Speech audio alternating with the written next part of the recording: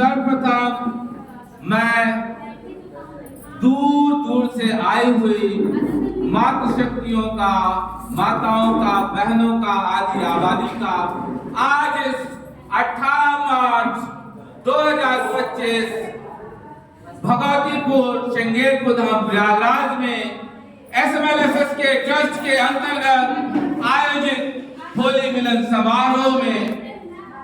आप सभी लोगों का, साथ ही साथ हमारे अतिथि, विशिष्ट अतिथि के रूप में आई हुई डॉक्टर सुधा साध्वी माता जी का भी हार्दिक स्वागत करता हूं, वंदन करता हूं, अभिनंदन करता हूं। और इस कार्यक्रम जिनके नेतृत्व में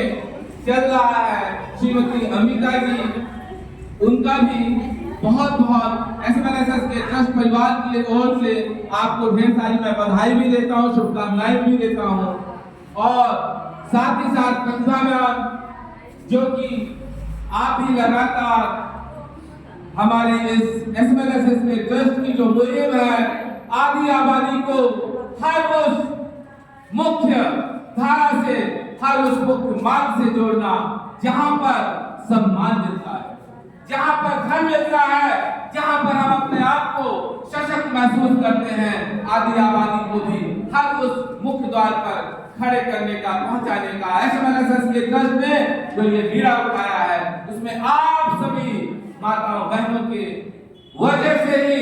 आज ये संस्था SMLSS के ट्रस्ट, जो कि पूरे भारतवर्ष में इसका कार्यक्रम चल रहा है, इसका कार्यक्षेत्र है, और ये पूरे भारतवर्ष में किसी भी कोने में रह रहे माताओं बहनों का, आदि आबादी को किसी भी रूप में कोई समस्या है, किसी भी रूप में, चाहे पारिवारिक समस्या हो, चाहे आर्थिक समस्या हो, चाहे सामाजिक समस्या हो, चाहे शारीरिक समस्या हो, पूरी मदद पहुंचाना, क्योंकि SMLSS के ट्रस्ट कोई एक संस्था, एक संगठन,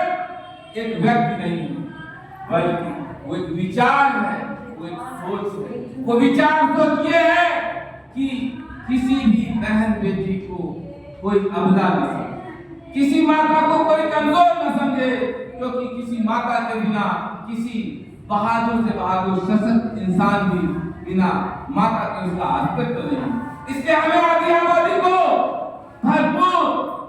प्रशंसा करनी चाहिए, उनका सहयोग करना चाहिए, और हर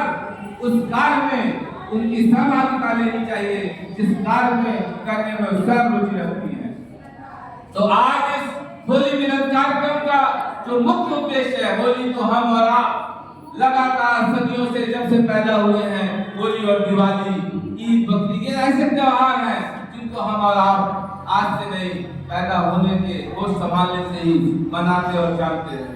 लेकिन ऐसे कार्यक्रम में आप जैसे लोगों की बड़ी उपस्थिति का मुख्य उद्देश्य है कि किसको क्या समस्या है, किसको क्या परेशानी है, वो हम एक मंच पे साझा करें, समझें, और कोई व्यक्ति किसी प्रकार से सबल है, मजबूत है, कोई व्यक्ति किसी प्रकार से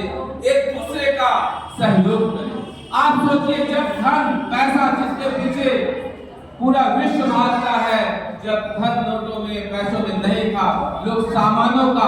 आदान प्रदान करके अपने जनजीवन को चलाते थे। किसी ने अनाज किसी को दिया, तो किसी ने लोहा किसी को दिया, किसी ने कोई सामान, मतलब एक दूसरे से आदान प्रदान करके जीवन चलता था। और आज एक करेंसी बन गई है हर देश में, जिसके माध्यम से हम चीजों को खरीद फरोख्त, और उसको हमने बहुत बड़ा मान लिया। कभी आपने गंभीरता से सोचा है कि जिस सुख, जिस खुशी के लिए आप और हम, हमारे और आपके बीच के लोग भाग रहे हैं, वो खुशी चंद नोटों के टुकड़ों में नहीं है। नोटों के टुकड़े जरूरत हो सकते हैं जिंदगी का, लेकिन पूरी जिंदगी नहीं हो सकते हैं। जिंदगी में जिंदगी का हिस्सा हो सकते हैं, लेकिन पूरी जिंदगी नहीं हो सकते हैं। समस्या यही पैदा हो गई है कि अधिकतर लोगों ने इसी पूरी जिंदगी समझ लिया। पैसे को ही सब कुछ समझ लिया है, उससे आगे न रिश्ते हैं, न नाते